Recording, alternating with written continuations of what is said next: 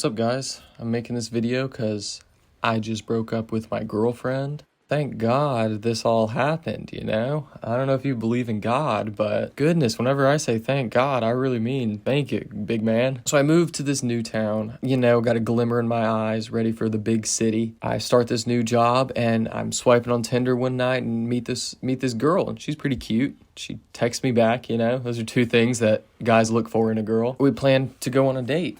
So fast forward a couple days, we go on a date. I think the date goes well. We have fun. We went out to eat. We walked around downtown. It was a great time. We keep texting over the next little while. We go on a couple other dates, and then finally she comes over to my apartment. And the plan was to stay the night. She stays the night, and we're watching a movie, going to sleep. And then all of a sudden she is like, I'm leaving. I have to leave. I have to leave right now. And I was like, damn, okay. And then she leaves. And just to give you guys a little bit of context, I was pretty down bad at this point in my life. I was not having a good time. Things were not real cash money, if you know what I'm saying. And I just felt rejected. I didn't know what I did wrong or anything. And I think she texted me. I can't remember. I mean, obviously, you'll find out, but the texts are deleted now. But she said, you didn't do anything wrong. I had to go. I had to go home. And I think she also texted me, this isn't going to work. I can't do this. Which at the time I was like, oh, Jesus. What did I do? Oh, man. And then I cried that night. I felt so rejected. I felt like a loser. So the dates were in September. And then October, we rekindle, I guess, whatever kind of rekindling that would be after going on a couple of dates and her almost staying the night. Hell yeah, man. We reconnect and we start going on dates again. And then it turns into a real relationship pretty quick. By the end of October, she was living with me. Pretty much living with me. 4 days out of the week, she was staying the night, which is not good, fellas. Fellas, if a relationship turns into that quick, you don't want to be in it, and you don't want to find out why. Believe me. At this point, I'm young and dumb. I'm 20 at this point. No, 21. I'm 21 at this point. And I'm just oh, she's so pretty. She likes me so much. That was not the case. So we're doing the dating thing for a month and a half, and now it's the end of November, and she's having this terrible pain in her stomach, and we go to the hospital, and she is pregnant. So side story, we're in the hospital. She's getting a pregnancy test, the doctor's feeling on her stomach, and me being an insecure dude, obviously, this is wrong, by the way, guys. I was worried about the doctor feeling her up and stuff. And that's not where your head needs to be. And to make it even worse, he was really touching on her stomach, and he was smiling at me really weird. He was just looking at me and smiling in a really weird way. And I picked up that it was weird. And obviously my insecure brain at the time just picked up, you don't need to be, this is fucked up. Why is he doing this to me? I'm what the fuck was that doctor about? And we're leaving, and she's like, yeah, so I'm pregnant. Wow. And I was like, wow, I'm going to be a dad. Oh my gosh, I'm only 21. I don't need all this. Also, another sidebar. She told me she was on birth control. I was not just being an idiot. She told me she was on birth control. And now she's pregnant. And I'm 21, and she is 23, and we're about to have a kid. A couple months down the road, we go to my mom's house, which is out of town, which is a couple hours away. We're at my mom's house for Christmas, and we're staying at my mom's house, and she's had this terrible stomach pain for weeks now, and it's just gotten worse. And she gets up to go to the bathroom in the middle of the night. She passes out in the bathroom. We find her, and we're like, oh my God, is everything okay? Holy cow. And then we take her to the ER, and it turns out she has this thing called an ectopic pregnancy. The baby is growing outside of her uterus, which means that it's not a viable pregnancy. It's going to kill the mom, and it's going to kill the baby. Unfortunately, we had to save the mom's life. That's a pretty heavy thing for her, pretty heavy thing for me. But she survived. She was internally bleeding, and she was really close to something really bad. We get through that, and we're like, wow, we are, by the grace of God, we are healed. Oh my goodness, that's some crazy situation. And then we get back into town, get back to my apartment. A couple months ago, and she saw this, by the way, as soon as it happened, she saw that I had made a lot of money off the stock market. This is when Tesla went up a lot, which Tesla's gone up a lot of times. But one of those times, I made a pretty good sum of money. And after that, I was like, all right, I'm going to quit my job. I'm going to just hang out at the apartment with you and do what we got to do for a little while.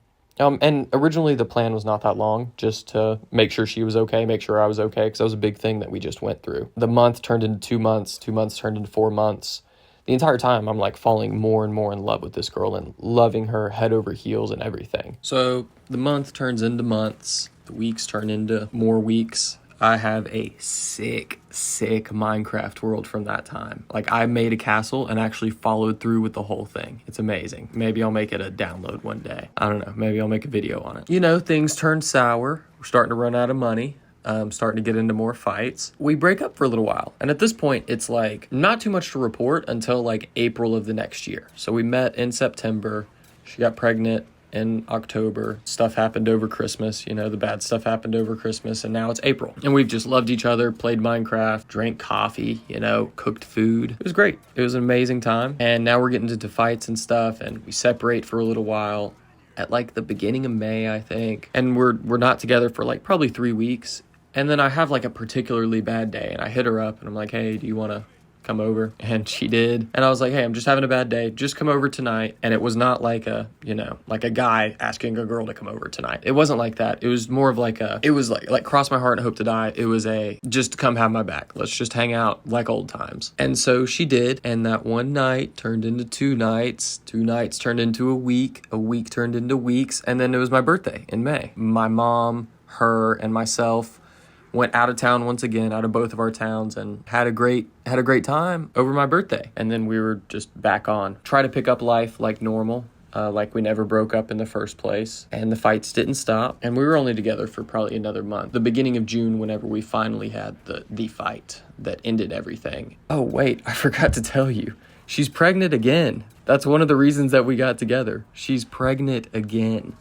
With mine, presumably, right? And so that happened, and I was taking her home, and for some reason, I don't know why, and I can't tell you why, something just asked me to ask her if she had a kid on the way home, and she said she did, and I did not know this the entire time. The entire time she stayed at my house, the entire time I've known her, I didn't know that she had a child. And she did. She had a 4-year-old daughter. And that was a rough conversation. And so I finished taking her home. I get back. And obviously I'm like bawling. Like I've known this girl for almost a year at this point. And I loved this girl. And I didn't know a big part of that. I didn't know a big part of her life. And I get home and I'm talking to my mom on the phone, bawling, of course. And my mom has done like research and stuff at this point. My mom has known this type of stuff for a little while, but she didn't want to break it to me at my birthday. I remember this part very vividly. I was talking to my mom on the phone and I said, her and her ex-boyfriend have a baby. And my mom's like,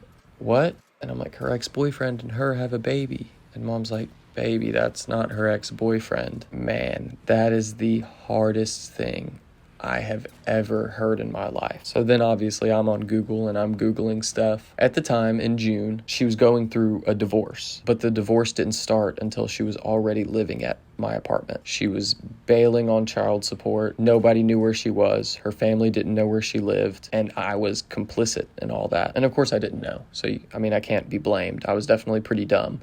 And we're going to get to the takeaways after all this. But we can't forget that she's pregnant at this point. She's pregnant. And then I start really digging and really thinking about stuff. And she sends me an ultrasound picture at one point, and I look at how long the baby is, you know, how far along the baby is. And the point of conception was right in the middle of that 3 weeks that we weren't together. So thank God it's not mine. Thank God I'm not locked in this for the rest of my life. Thank God I'm not having to go through a custody battle or something like that. But on the other side of it, man, I'd been prepping for this baby for a while, and that's pretty tough. Fellas, women are awesome. Women are amazing. I'm not saying Andrew Tate is right at all. Women are not hoes. Women are not after you for your money. Women are not bad.